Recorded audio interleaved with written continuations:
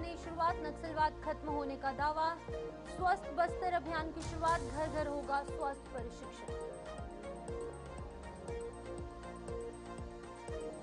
नारी शक्ति वंदन सम्मेलन पर सीएम की प्रतिक्रिया, महिलाओं की भागीदारी नए भारत की पहचान, योजनाओं से महिलाएं बन रही आत्मनिर्भर। नारी शक्ति वंदन पर सियासत तेज, कांग्रेस ने बीजेपी और आरएसएस पर साधा निशाना, कांग्रेस की देन है आरक्षण, ये बड़ा दावा, कार्यकर्ताओं की अनदेखी के आरोप।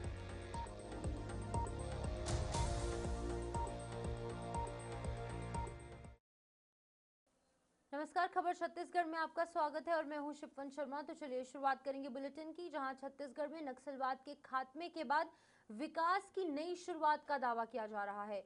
मुख्यमंत्री विष्णुदेव साय ने कहा कि बस्तर का ये दौरा नक्सलवाद खत्म होने के बाद पहला दौरा है।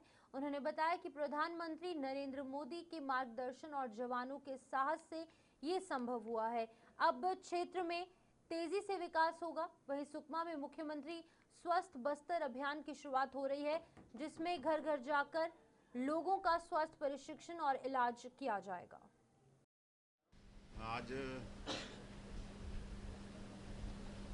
बस्तर क्षेत्र से और छत्तीसगढ़ से नक्सलवाद समाप्त होने के पश्चात पहला बस्तर क्षेत्र का दौरा है और माननीय देश के यशस्वी प्रधानमंत्री श्री नरेंद्र मोदी जी के मार्गदर्शन में और हमारे केंद्रीय गृह मंत्री की दृढ़ इच्छा शक्ति और हमारे जवानों के कदम साहस के कारण जो गृह मंत्री जी का संकल्प था 31 मार्च 2026 तक नक्सलवाद को समाप्त करना, उनका संकल्प पूरा हुआ है। अब उन क्षेत्रों में जो 4 दशक तक विकास से अछूते थे, विकास 40 वर्षों से भी ज़्यादा समय तक पहुंचा नहीं था, वहां पर विकास पहुंचाना है। और आज सुकमा से हम लोग मुख्यमंत्री स्वस्थ बस्तर अभियान का शुभारंभ कर रहे हैं और ये अभियान 1 महीने तक चलेगा। हमारे माननीय स्वास्थ्य मंत्री भी जा रहे हैं, दोनों इसका शुभारंभ करेंगे और एक एक घर जाकर एक एक व्यक्ति का स्वास्थ्य परीक्षण होगा और जो भी बीमारी होगी उनका इलाज होगा और बड़ी बीमारी होगी तो बड़े जगहों में रेफर करके इलाज कराएंगे। और उसके बाद शिविर भी लगाएंगे और शिविर के माध्यम से जो भी लोगों की आवश्यकताएं हैं, किसी का राशन कार्ड नहीं बना है, किसी का आयुष्मान कार्ड नहीं बना है, वो सब उनकी जो ज़रूरत है उसको सबको पूरा करने का काम हमारे शिविर में हमारे अधिकारी करें। नई दिल्ली के विज्ञान भवन में आयोजित नारी शक्ति वंदन सम्मेलन में पीएम मोदी के उद्बोधन को छत्तीसगढ़ के मुख्यमंत्री विष्णुदेव साय ने सुना और इसे ऐतिहासिक क्षण बताया। उन्होंने कहा कि पंचायत से संसद तक महिलाओं की बढ़ती भागीदारी नई भारत की पहचान है और राज्य में चलाई जा रही योजनाओं से महिलाएं आत्मनिर्भर बन रही है। साथ ही 16 अप्रैल को संसद में नारी शक्ति वंदन अधिनियम पर होने वाली चर्चा को भी अहम बताया गया।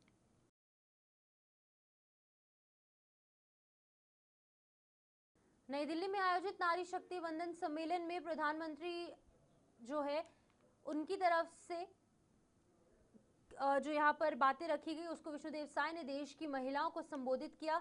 आपको बता दें कि छत्तीसगढ़ के मुख्यमंत्री विष्णुदेव साय ने बताया कि सम्मेलन में विभिन्न क्षेत्रों में उत्कृष्ट कार्य करने वाली महिलाओं को आमंत्रित किया गया।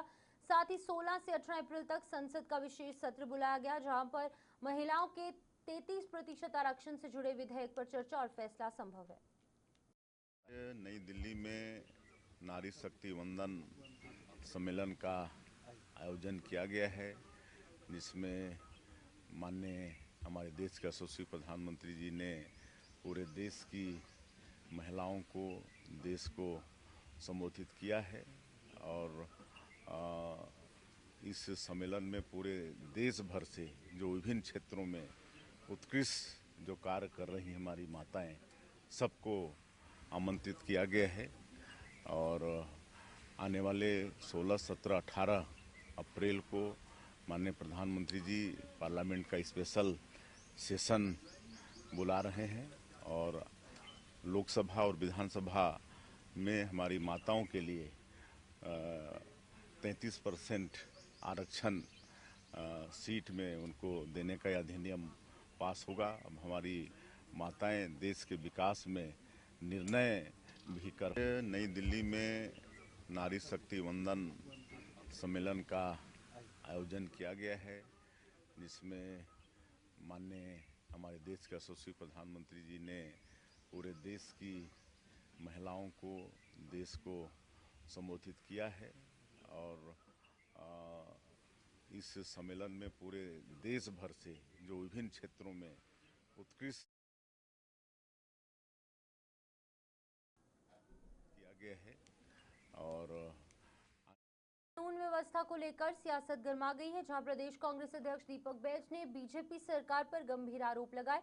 उन्होंने भैरमगढ़ समेत कई इलाकों में अपराध की घटनाओं को लेकर सरकार को घेरा और कहा कि प्रदेश में अपराध चरम पर है। साथ ही आरोप लगाया कि कई मामलों में बीजेपी से जुड़े लोगों की सम्मिलितता सामने आई है। कांग्रेस ने गृह मंत्री और मुख्यमंत्री से इस मुद्दे पर जवाब और माफी की मांग की। भारतीय जनता पार्टी की सरकार में जंगल राज चल रहा है, अपराध का डर भय खत्म हो गया है। और कल की जो घटना है भैरमगढ़ में एक नाबालिग के साथ सामूहिक दुष्कर्म बेहद ही चिंता का विषय है, क्योंकि इस तरह की घटनाएं लगातार पूरे प्रदेश में घट रही है। देखेंगे आप, अभी 3 दिन पहले दुर्ग भिलाई में 5 साल की बच्ची के साथ रेप, अंबिकापुर में एक अधेड़ महिला के साथ रेप, और रायपुर में परिवार झाड़ी में छुपकर रात भर छुपकर रात काटना पड़ रहा है। मतलब इस तरह की लगातार रेप की घटनाएं, सामूहिक रेप, चाकू, हत्या, लूट, डकैती, भारतीय नारी शक्ति वंदन अधिनियम को लेकर सियासत तेज हो गई है। कांग्रेस संचार प्रमुख सुशील आनंद शुक्ला ने इसे कांग्रेस की देन बताते हुए बीजेपी और आरएसएस पर निशाना साधा। उन्होंने आरोप लगाया कि महिलाओं को लेकर बीजेपी मजबूरी में ये कदम उठा रही है, जबकि उसकी नींव पहले ही रखी जा चुकी थी। साथ ही संगठनात्मक मुद्दों को लेकर भी कांग्रेस ने बीजेपी पर हमला बोलते हुए कार्यकर्ताओं की अनदेखी का भी आरोप लगाया। का पीपीपी मॉडल है, जगह सरकार की, मशीनें सरकार की, कर्मचारी सरकार के, और काम करेगी निजी कंपनी। मतलब जब सारे संसाधन सरकार के हैं और जो इसमें चेकिंग होगा, जो उसमें फीस लगने वाली, उसका भुगतान भी सरकार करेगी, तो इस काम को सरकार खुद क्यों नहीं करती है? क्या सरकार के पास में मेंस पावर की कमी है? क्या छत्तीसगढ़ में बेरोजगार युवकों की कमी है? क्या छत्तीसगढ़ में प्रशिक्षित टेक्नोलॉजी वर्कर्स की कमी है? सरकार ऐसा क्यों करने जा रही है? दरअसल भ्रष्टाचार करने की नीयत से, अपने लोगों को उपकृत करने के उद्देश्य से यह काम दिया जा रहा है। क्योंकि इस मांग से कांग्रेस पार्टी पूरी तरीके से सहमत है, और जो आदिवासी हैं उनके इलाके में जो कंपनियों में काम करने लोग, ठेकों में काम करने के लिए लोग आए हैं, उनको उनके मूल स्थान से उनकी गणना होनी चाहिए, न कि उस स्थान से, ताकि आदिवासियों का जो वहाँ का जियोग्राफिकल चेंजेस की स्थिति न बने, उनको उनका अधिकार मिलना चाहिए। यदि जनगणना में स्थितियाँ गलत प्रस्तुत होंगी तो निश्चित तौर पर जो योजनाएं बनेंगी उसका लाभ। छत्तीसगढ़ में स्वास्थ्य सेवाओं को मजबूत करने के लिए एक बड़ा अभियान शुरू होने जा रहा है, जहां स्वास्थ्य मंत्री श्याम बिहारी जायसवाल ने मुख्यमंत्री स्वस्थ बस्तर अभियान की घोषणा की है। इस अभियान के तहत बस्तर के हजारों गांवों में टीमें घर घर जाकर स्वास्थ्य जांच करेगी और आयुष्मान कार्ड समेत जरूरी सुविधाएं उपलब्ध कराई जाएंगी। सरकार ने नकली खाद्य पदार्थों पर सख्ती, अस्पतालों में फायर सेफ्टी और गर्मी से बचाव के भी निर्देश दिए। देखिए, समाज में विभिन्न प्रकार के लोग रहते हैं और सबकी अपनी अपनी विचारधाराएं, विचार, सब कुछ होता है। आप सभी जानते हैं अच्छे तरह से कि HLL की जो लैब्स हैं हमारे यहाँ छत्तीसगढ़ में एम्स में है, और उसको प्रारंभ करने से मुझे लगता है कि एक ऐतिहासिक और अमूल चूक स्वास्थ्य के क्षेत्र में जो प्रगति आएगी। जो एम्स में जांच होता है वो जांच अब विकासखंड स्तर के हमारे CSC और PSC से भी ब्लड कलेक्ट करके हम CSC लेवल को यूनिट बनाए हैं, उसके ऊपर डिस्ट्रिक्ट लेवल को बनाए हैं, और पूरे जांच जो गुणवत्तापूर्ण जांच होगा उसकी दरें सामान्य जो जांच केंद्र हैं प्राइवेट हैं छत्तीसगढ़ के अभनपुर की एक छात्रा के लिए सरकारी योजना ने राहत की सांस दी है। किडनी की समस्या से जूझ रही सत्यवती का महंगा इलाज परिवार के लिए मुश्किल हो गया था, लेकिन रायपुर के जिला हॉस्पिटल में प्रधानमंत्री राष्ट्रीय डायलिसिस कार्यक्रम के तहत अब उसे मुफ्त इलाज मिल रहा है। हफ्ते में 2 से 3 बार बिना किसी शुल्क के डायलिसिस हो रहा है, जिससे कि उसकी तबीयत में सुधार भी हुआ है। इस योजना से न सिर्फ मरीज को राहत मिली, बल्कि परिवार की आर्थिक चिंता भी अब कम हो गई है।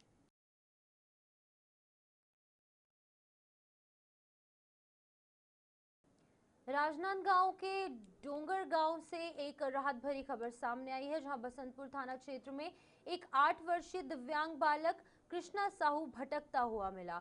नाम और पता न बता पाने पर पुलिस ने उसकी तस्वीर वायरल कर दी और वायरल तस्वीर जो है ये देखकर परिजनों का पता लगाया। बाद में जबलपुर से आई उसकी मां उषा साहू तक जो है ये जानकारी पहुंची। दरअसल झूला झूलने के बाद बच्चा अचानक गायब हो गया। पुलिस ने तत्परता दिखाते हुए बच्चे को सुरक्षित अब मां से मिलवा दिया है।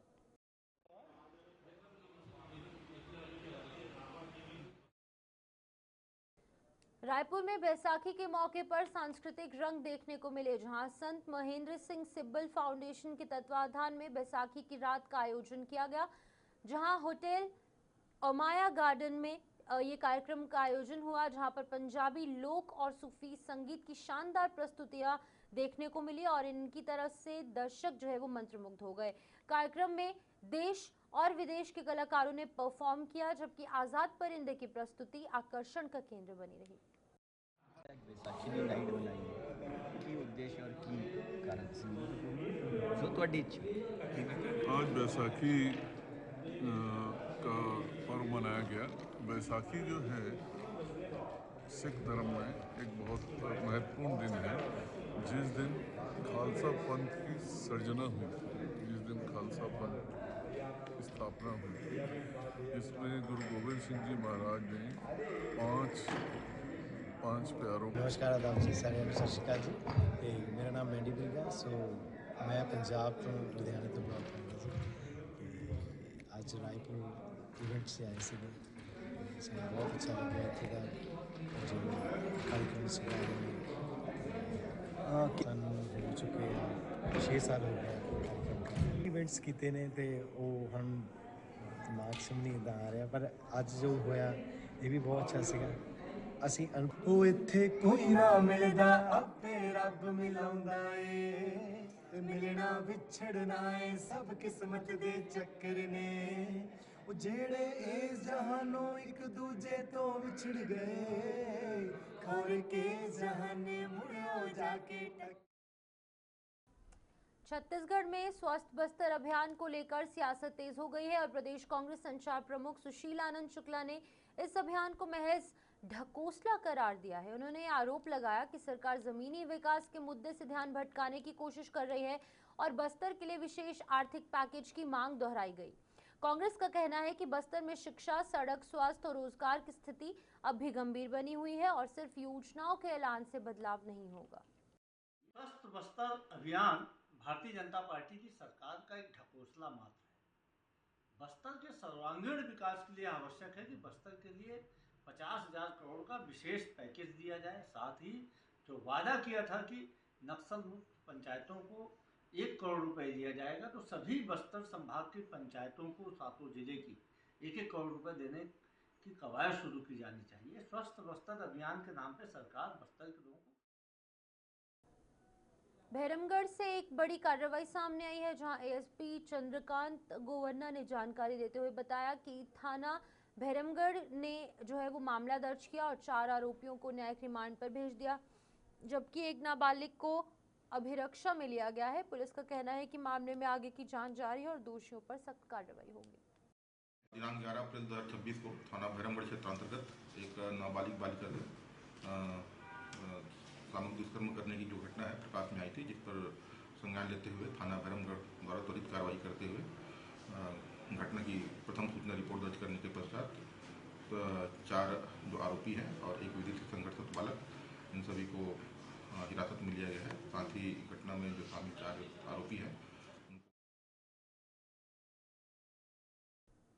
सड़क सुरक्षा को लेकर पुलिस सख्त नजर आ रही है, जहां डीसीपी विकास कुमार ने साफ कहा कि अभियान टारगेट पूरा करने के लिए नहीं बल्कि सड़क दुर्घटनाओं को रोकने और नागरिकों की सुरक्षा सुनिश्चित करने के लिए चलाया जा रहा है। उन्होंने चेतावनी दी कि शराब पीकर वाहन चलाना गंभीर अपराध है और इस पर जीरो टॉलरेंस की नीति जारी रहेगी।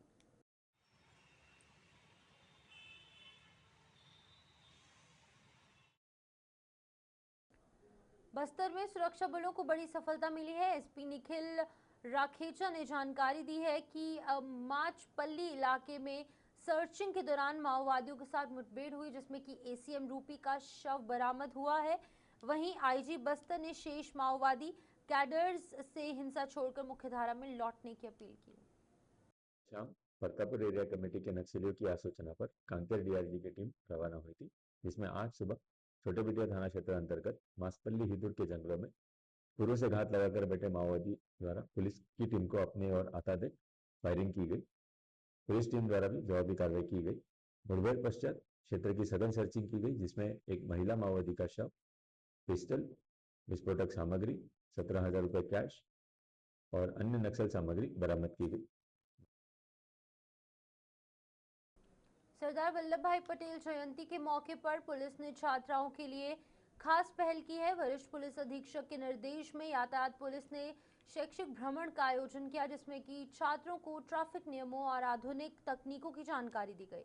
इस दौरान आईटीएमएस कंट्रोल रूम, साइबर थाना और थानों का दौरा किया गया, जहां पर छात्रों ने ट्रैफिक मॉनिटरिंग, साइबर सुरक्षा और पुलिस कार्यप्रणाली को करीब से समझा।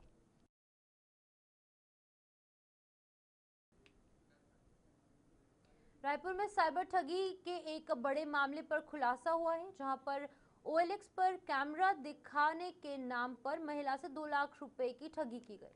पुलिस ने तकनीकी जांच के आधार पर बिहार के समस्तीपुर से 2 आरोपियों को गिरफ्तार किया, जो खुद को कैमरा डिस्ट्रीब्यूटर बताकर ठगी किया करते थे। आपको बता दें कि पुलिस ने लोगों से अपील की है कि वो ऑनलाइन खरीदारी से सावधानी बरतें और ठगी होने पर तुरंत 1930 यानी कि 1930 हेल्पलाइन या फिर साइबर पोर्टल पर शिकायत करें। भवानी बस्ती थाना के अंतर्गत प्रार्थिया की रिपोर्ट लिखाई थी कि उसके साथ साइबर फ्रॉड हुआ है। OLX प्लेटफॉर्म में उसने एक कैमरा देखा था, जिसके माध्यम से उसकी आरोपियों से बात हुई थी और उसने उन लोगों ने उसके धोखाधड़ी करके उससे 2 लाख रुपए ट्रांसफ़र करवाए और जो कैमरा डिलीवर करना था कैमरा डिलीवर नहीं हुआ और इसके बाद पुलिस ने इस पर FIR लिखी। तो चलिए फिलहाल इस बुलेटिन में इतना ही। दीजिए इजाजत। नमस्कार।